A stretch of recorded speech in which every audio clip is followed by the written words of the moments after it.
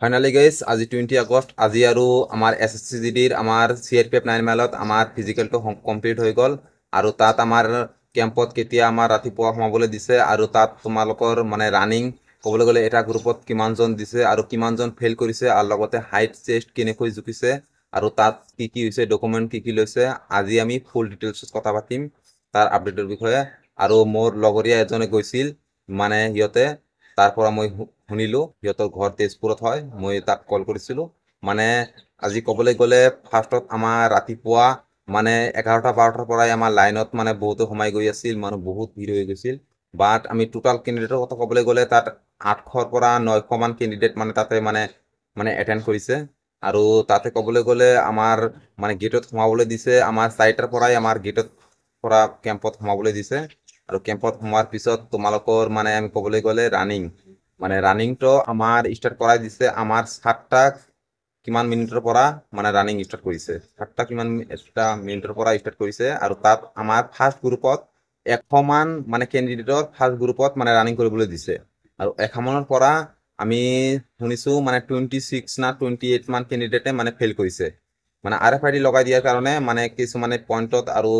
সেকেন্ডৰ কাৰণে ফেল কৰি গৈছে মানে অলপ সেকেন্ডৰ কাৰণে RFID কাৰণে ফেল কৰিছে আৰু সেইটো আমাৰ ৰোড ট্ৰেক হয় আৰু ৰোড ট্ৰেকটো বনাইছে আমাৰ 1250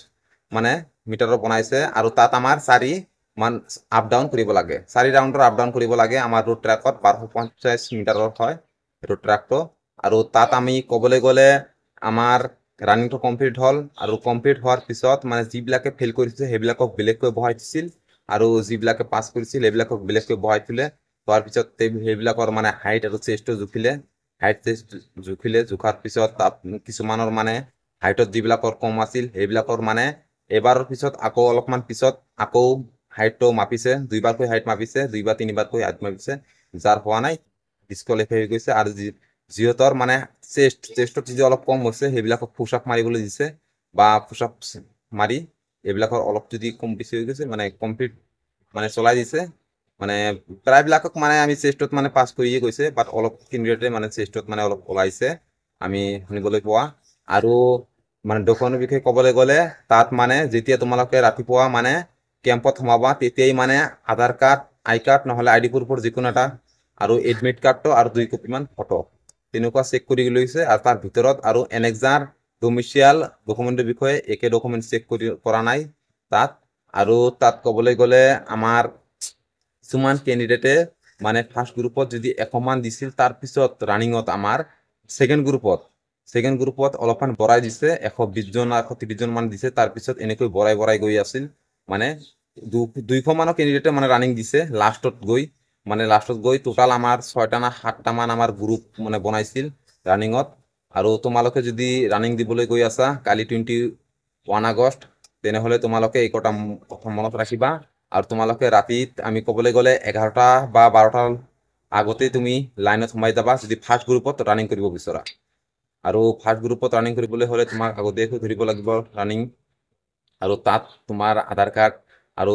ID প্ৰুফত যিকোনো এটা ডকুমেণ্ট লৈ যাবা এডমিট কাৰ্ডটো তুমি জেৰক্স কৰি লৈ যাবা আৰু লগতে ফটো 4 কপিমান তুমি লৈ যাবা লগতে আৰু তাত যোৱাৰ পিছত তোমালোকক কেম্পত সোমাই দিব ৰাতি 4টা বা 4টাৰ মানে সময়তে তোমালোকক কেম্পত সোমাই দিব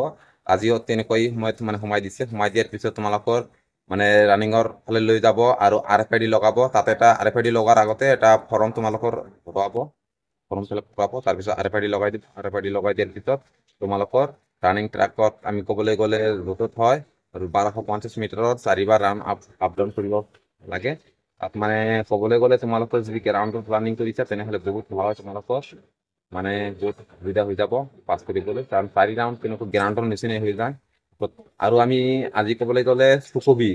যিটো আমাৰ ডিমাপুৰ সুকবিৰ আমাৰ মানে ক'বলৈ গ'লে অসম ৰাইফলছ কেম্প আছে সেইখনত আমাৰ মানে গ্ৰাউণ্ডত দিছে গ্ৰাউণ্ডত ৰানিং দিছে সেইখন ক'বলৈ গ'লে সেইখনত বহুত কেণ্ডিডেট মানে পাছ কৰিছে আৰু বহুত কেণ্ডিডেট ফেইলো কৰিছে মানে গ্ৰাউণ্ডত দিয়াৰ কাৰণে যিবিলাকে মানে ৰোডত ৰানিং প্ৰেক্টিচ কৰিছে এইবিলাকে বহুত কেণ্ডিডেট মানে ফেইল কৰিছে ক'বলৈ গ'লে যোৱাবাৰতকৈ এইবাৰ মানে ফিজিকেল দিয়া মানে ক'বলৈ গ'লে 100 জন যদি ফিজিকেল দিছে তাৰ পৰা 26-28 জন মান কেণ্ডিডেট ফেইল কৰিছে ফাৰ্ষ্ট গ্ৰুপত আৰু আমাৰ CRPF 9 মাইলত এইটো আৰু আমাৰ ছেকেণ্ড গ্ৰুপত মিনিমাম আমাৰ যে মানে 130 না 40 জন মান কেণ্ডিডেট দিছিল আৰু তাত আমাৰ ছেকেণ্ড গ্ৰুপৰ পৰা আমাৰ টোটাল ফেল কৰিছিল 34 না 35 জন মান কেণ্ডিডেট ফেল কৰিছিল মানে শুনা পালো মানে এটা একজেক্টলি মানে মানে নহয় 34 35 হয় সেইটো নহয় তাতকৈ অলপমান 2-1 গুণ মানে কম বেছি হ'ব পাৰে মানে এটা আইডিয়া লৈছো মই মানে শুনিছো মোৰ লগৰী এজন কৈছিল তেজপুৰৰ ল'ৰা হয় মানে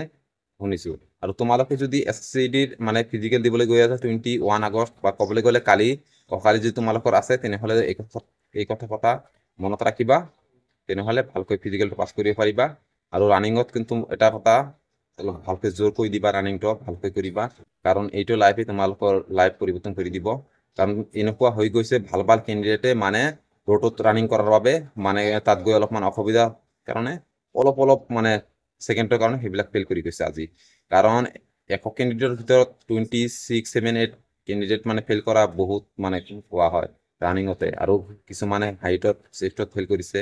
আৰু তোমালোকে যদি নম্বৰ মানে ফিজিকেলত ক'বলৈ গ'লে যদি তোমালোকে ৰিটাৰ্ণত কম নম্বৰ পাইছা বা তথাপিও তোমালোকে ফিজিকেল দিবলৈ যাবা কাৰণ আমি ক'বলৈ গ'লে এইবাৰ কাট অফ বহুত ল যাব কাৰণ এইবাৰ বহুত কেণ্ডিডেট ফিজিকেলত আজি ফেইল কৰিছে আজি বহুত কেণ্ডিডেট ফেইল কৰিছে আৰু অহাকালি যে কিমান কেণ্ডিডেট ফেইল কৰিব সেইটো নাজানো বাট তোমালোকে কম মাৰ্ক থাকিলে যাবা কাৰণ এইবাৰ তোমালোকৰ লাকি চান্স আহি আছে কাৰণ এইবাৰ এছএছচিডিত ফিজিকেলৰ কাট অফ বহুত কম যোৱাৰ চান্স আছে এইবাৰ 60 পৰা 70 ভিতৰতে মানে কাট অফ থকাৰ 100% চান্স আছে তোমালোকৰ বা 60 কম যোৱাৰ চান্স আছে তোমালোকে সকলোৱে ফিজিকেল ভালকৈ দি আহা সকলোৱে পাছ কৰি আহা আৰু ভিডিঅ'টো যদি ফাৰ্ষ্টৰ পৰা লাষ্ট চাইছা তেনেহ'লে সকলোকে মই ধন্যবাদ জনাইছো